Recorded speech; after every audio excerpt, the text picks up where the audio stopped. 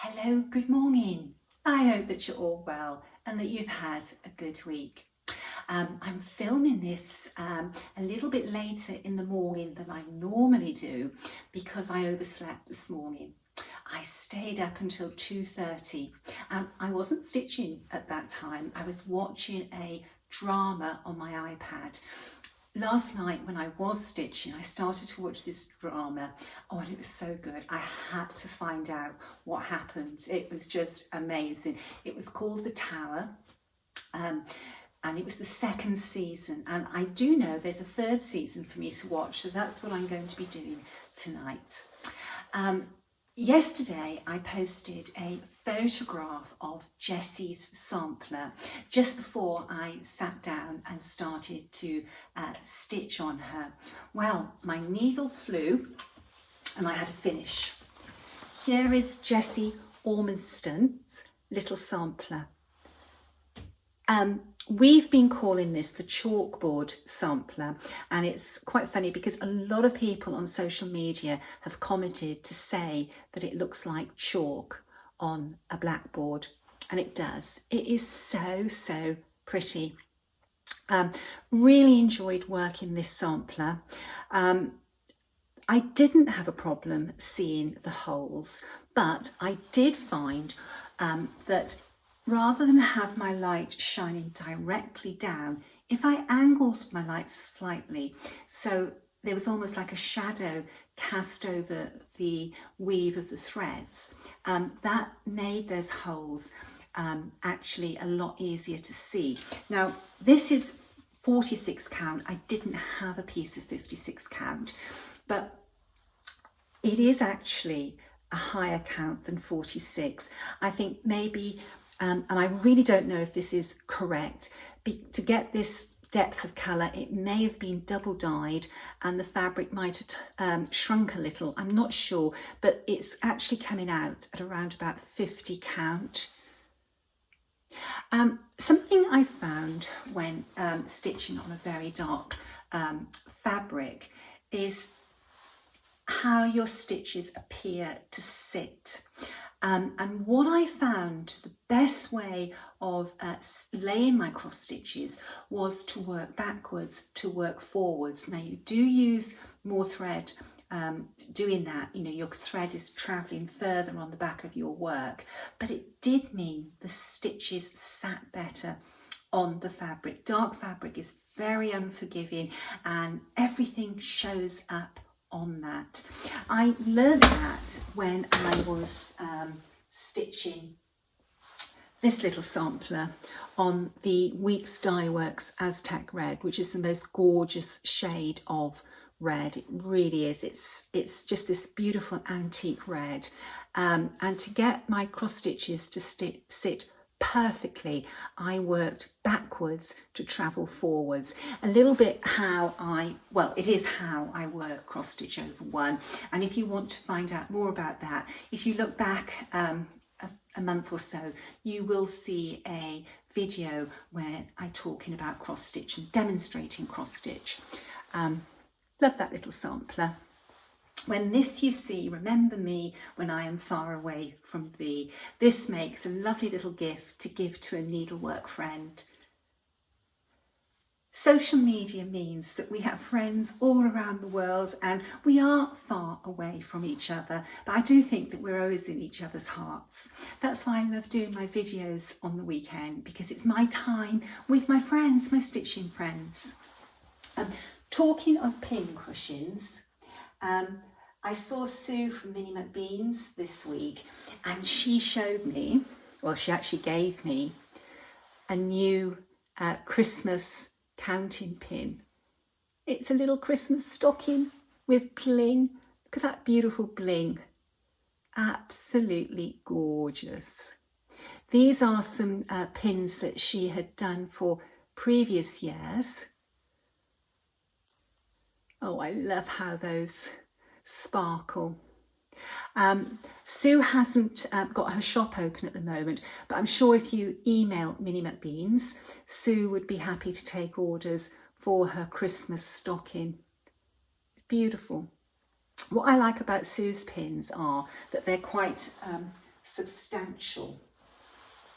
They're good, strong counting pins, and I use these pins for when I'm unpicking stitches, and they sit so nicely in the hand. Really lovely. Oh, I was looking for something then, but it's not there. Never mind. I shall include that in another video. Oops, wrong pin cushion. You can tell I'm tired this morning. Not enough sleep.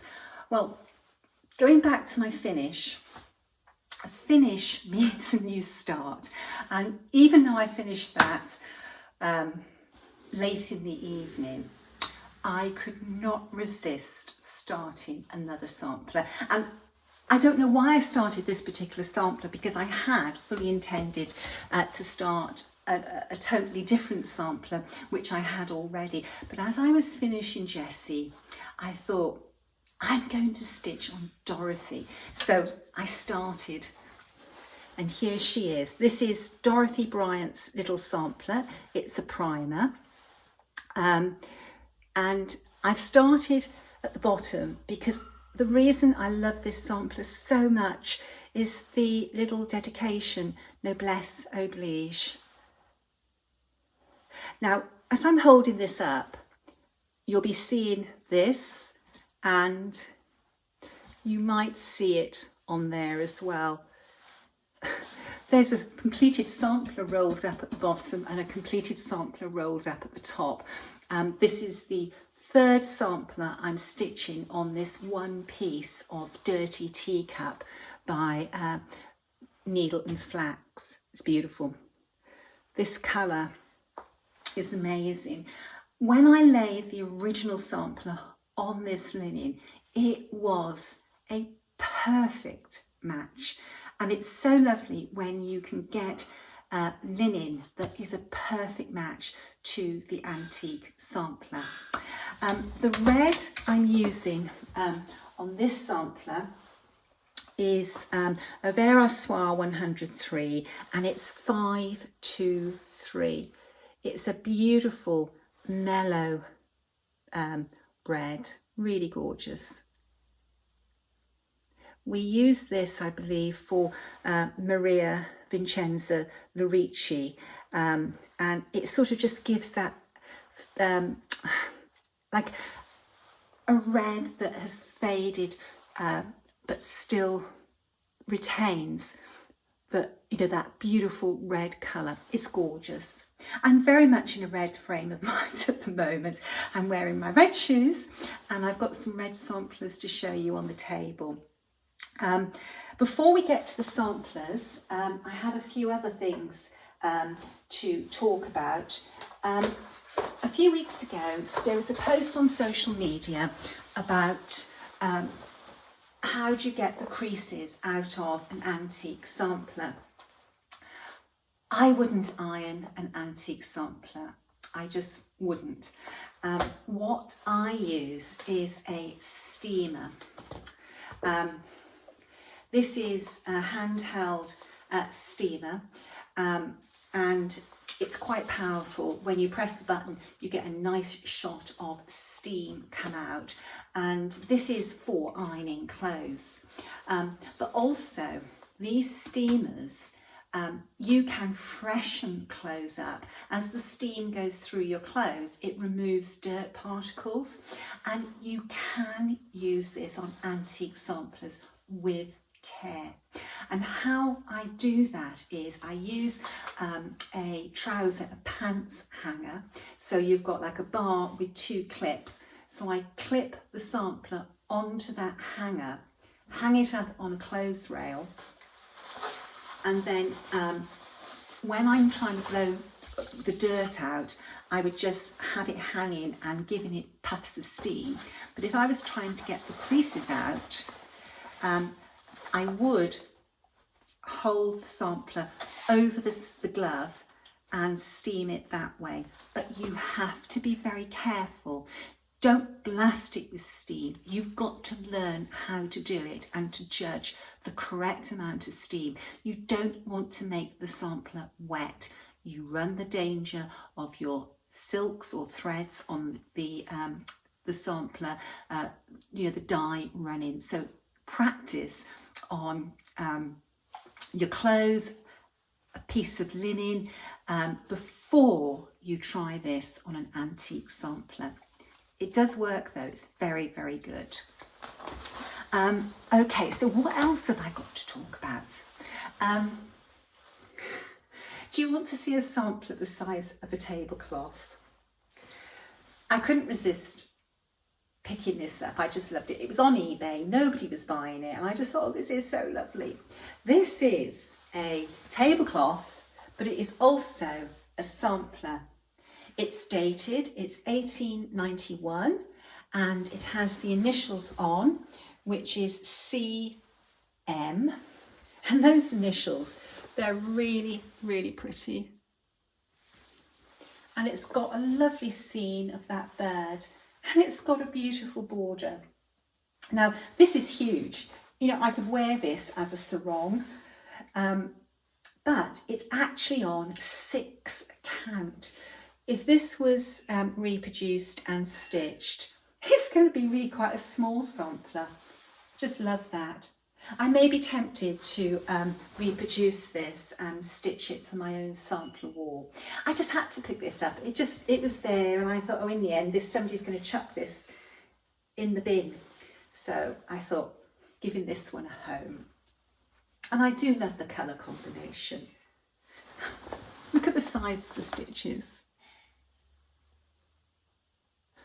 Here we are. Anyway. Okay, so what have I been up to this week? Well, the postman came, and I was stalking the postman.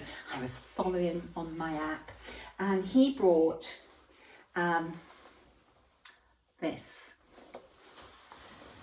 Here we go. It's from Hobby House Needleworks, and this is the mother of pearl thread winder. Now, when I ordered this, I never dreamt it was going to come so beautifully presented. It's in this gorgeous box, and when you open up this box, inside there is a little wallet, and when you open the wallet, there is this gorgeous mother of pearl thread winder.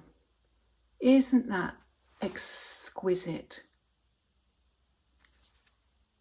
There it is, just so beautiful. I adore mother of pearl stitching accessories. Like, I've always admired the Palais Royal work boxes, but they sell for thousands, so they're not realistic to own unless you're very fortunate. But you can collect the thread winders, or sort of reproduction thread winders. Isn't that pretty? Gorgeous. I don't know, when I opened this, I felt quite emotional at the beauty of it. I like collecting needlework items, and thread winders are great to collect because, one, they don't take up much room, and two, they are practical to use. What you do is you wind your thread around them, and then you just pop them in your workbox. If I'm using soie d'argent, I use floss away bags. So when I pull a thread out, I'm always stuffing them back in the bag, but it's nice to have a thread winder to wrap that length of thread that you've cut off. So pretty. They really are, and so very, very useful. I have two. One is actually for a friend for Christmas. I just thought this would make such a beautiful gift to give to somebody. And I was so pleased because I was thinking about, oh, how am I going to package this as a present? But I don't have to worry because Hobby House Needleworks have presented this so beautifully. So I can just pop that back in the box and gift it to my friend for Christmas. The thread winder I've got, I'm going to be using in my workbox, but this lovely little pouch I am going to put needles in there, packets of needles, and put that into my workbox. So well done, Hobby House. That's a beautiful presentation of that product, and the product itself, it's so beautiful. Hobby House did post on social media that they're going to be bringing out a series of these thread winders. So, you know, it's going to make a lovely collection for our workboxes. So beautiful. Okay, so talking of Hobby House, did you see that they posted a new Patoki modern stand? What's so special about this stand is the wood that's been used. It is absolutely gorgeous. These stands are strictly limited. Only 48 have been made, and on the one of the photographs that Hobby House posted, you can just see in the one photograph the disc that is affixed to the stand that shows what number it is out of the 48. Now, I have a Patoki stand, so I don't need another Patoki stand, but I could not resist. I showed the pictures to Ray and I said, oh God, look how beautiful these are. And he said, Nicola, if you want it, have it. So I was very, very grateful to my husband because he's actually treated me to this stand. So I was there at 12 o'clock on Thursday to order my stand, and I was so pleased that I managed to secure them. They are still on the website, but I don't think there's many left at all. So if you're interested, go along and have a look. It's just so beautiful. I know that the Patoki products are expensive, but you get this wonderful heirloom product. It's so beautiful. To be honest, I don't actually spend a lot of money on myself. I'm just so content in my home with my needlework and my dogs and my husband. We don't really do that much. Like, we don't sort of go out dining and drinking, and we haven't had any foreign holidays as a couple for such a long time that it's actually quite nice for me to spend my pin money on something that I really, really want. Can't help myself. Okay, so I actually requested courier for my stand to be sent by courier, and I have had notification that it has dispatched, so I'm really hoping on Monday it will be delivered. And as soon as it is delivered, I'll do a video of the unboxing and what I think of it. I'm 200% certain I'm going to be absolutely over the moon with it. Okay, so talking of stands, that leads me to hoops. There is a stitch along starting for Bristol samplers run by Judy Hall, and it's on Judy's Instagram page, which is Hall and House Home. And on Judy's been posting on quite a few groups on Facebook, but she's really hosting the stitch along in our sampler years on Facebook. If you're not a member of that group, it's a really lovely group to be in. Krista Gramer of Just Stitching Along runs the group, and she runs a super group. It's a friendly place to be. It's a nice social group where you'll see some beautiful stitching, lots of inspiration, and it's a really nice place to hang out on social media. Anyway, I'm digressing now. Judy has been posting about, starting this stitch along in Sampler September, and it was really funny because I literally read the post, one of her posts, and the next thing that came up in my Facebook thing was a picture of a memory, and it was a cruise that we undertook in 2019 in September, and we had this really sort of long back-to-back cruise. It might have been even 3 back-to-back cruises, I can't remember now. And we started in Venice and we went all down that beautiful coastline, taking in sort of like Montenegro, and we ended up well, we didn't end up, we then went around the Greek islands, and then we then crossed over to Sicily, and we cruised up the Amalfi coastline. It was one of those really special cruises. Well, my sampler on that cruise that I was stitching was Harriet Salt, and this picture came up in my feed of me stitching Harriet. Happy memories. Whenever I look at a sampler, I always remember what I was doing or what my life was like, a little bit like when you hear a song on the radio. That always takes you back to a time in your life. Anyway, right, so in that photograph, I'm working on a hoop, a much bigger hoop than this. And I was holding the hoop like this. And several people commented that I was holding the hoop the wrong way round. It should be that way round. Well, many years ago, Jean Lee of Attic Needleworks showed me how she held a hoop, and Jean holds a hoop this way, and Jean is absolutely right. It is so much easier to stitch this way. The hoop lies with your hand. Your hand is only coming in contact with the back of your work, not the front of your work. So you're not transferring body oils onto the front of your fabric. If you're working on a big piece, all you do is you roll an edge and hold the back of the fabric on the side.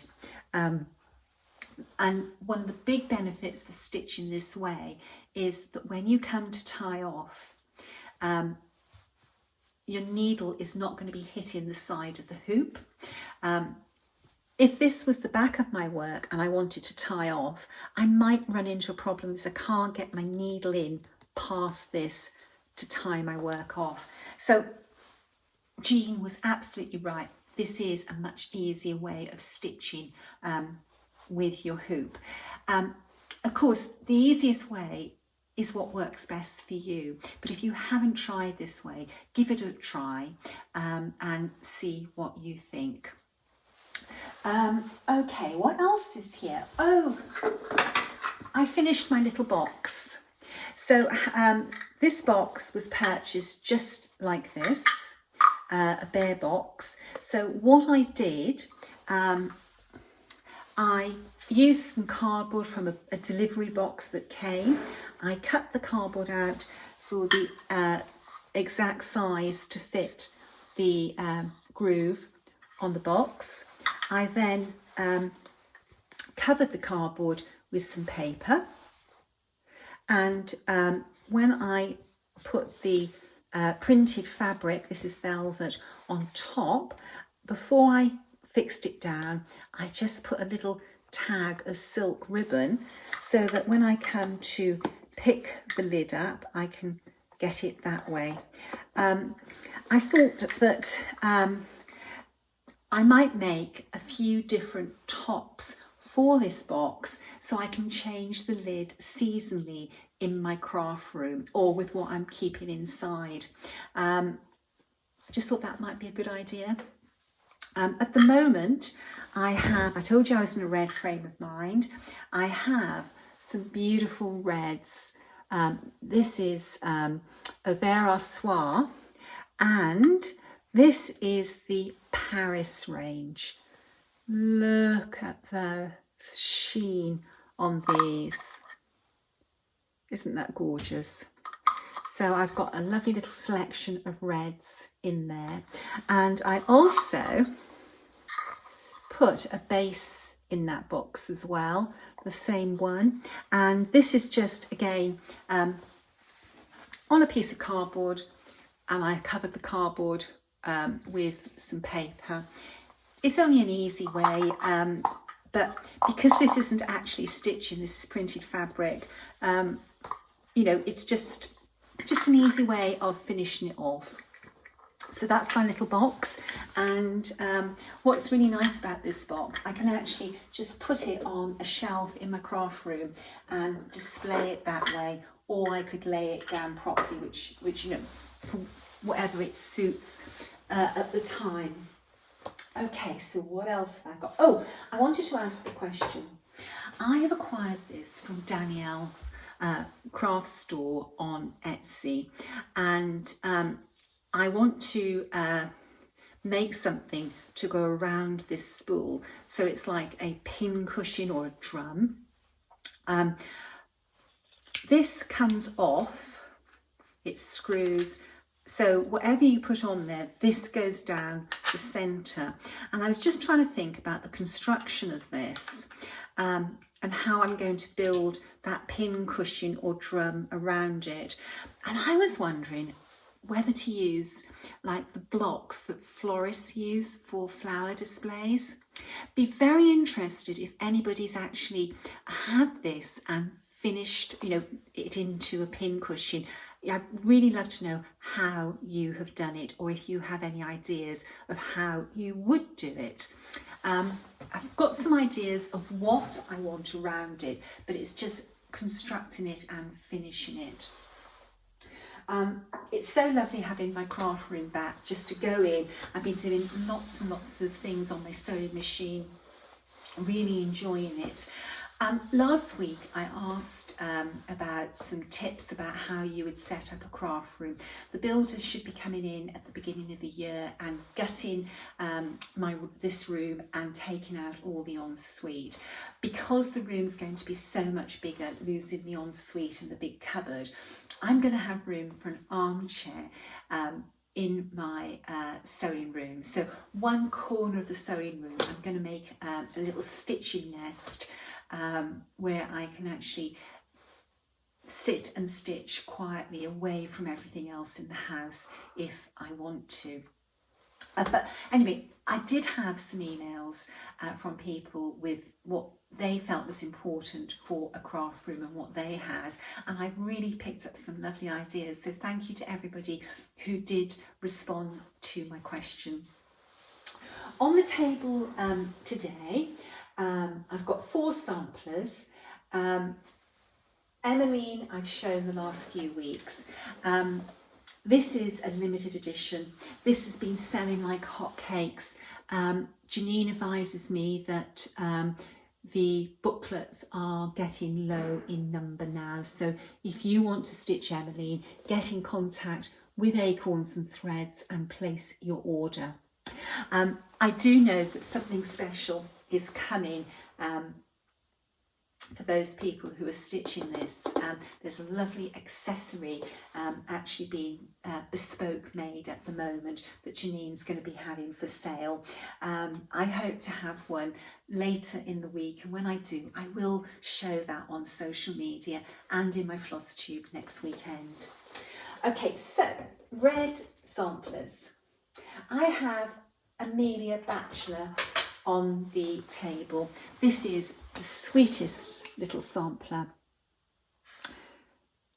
That border is so delicious, and there's something almost Christmassy about this sampler with that border, sort of all those lovely red berries. This was a sampler I produced during COVID, so it's available only as a PDF, I believe. Oh, did I do a chart for it? No, I can't remember. I think that is just only PDF, but if you're interested, just pop on the Hats website and have a look. The other sampler I have is Sarah Mary Larkworthy. This is a beautiful sampler. It's cross stitch over 2, but you have a lot of satin stitching in this sampler. There's some Algerian eyelets.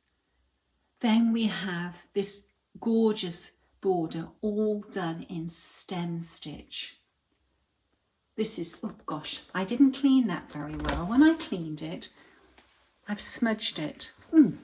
I shall give this another polish before I hang it back up. So that is Sarah Mary Larkworthy, and it has the Lord's Prayer. The Lord's Prayer is a beautiful prayer. We had a little accident with Bertie squeezing past, but everything's fine. So the next sampler I want to show you is Emma Lavinia Croker. This is a favourite sampler. This is a very elegant sampler. Now, I love samplers where every inch of the fabric is covered, but I also really love samplers that the motifs are spaced out. So, you know, the samplers become very elegant and refined. This girl gave her motifs space to breathe and to showcase. That is very, very pretty. Very pretty. This was a COVID release, and this is a PDF on the Hats website. Look at that honeysuckle border and that gorgeous, gorgeous has. Now this is quite a big sampler. I think this was stitched on 40 count, but what we did, there's two versions available of this sampler. You've got the antique reproduction, and then you have an adaptation where the border has been brought down and it's just this section here. Have a look at that on the website. Okay, what's happening in the week ahead? Gosh, it's the builders come back on Monday to carry back on with the windows. It's been lovely having the peace of the house, but you know, we're gearing up for another noisy week. We're off to Wales soon. It's our daughter's birthday, and we're off to Paris. This is crazy, but we are going to Paris for one night to attend a gala performance and dinner of the ballet at the Paris Opera House. It's the opening night of the ballet season, and we're flying over to Paris just for that night. It's a fun thing to do. Looking forward to it. It's a black tie event, so it's long dress. So I'm going to have to be very careful what I eat for the next couple of weeks to fit into my dress. That's exciting. And then before I know it, October's going to be here, and I'm off with Sue and Linda and Michelle to Hobby House for my workshop. Really looking forward to that.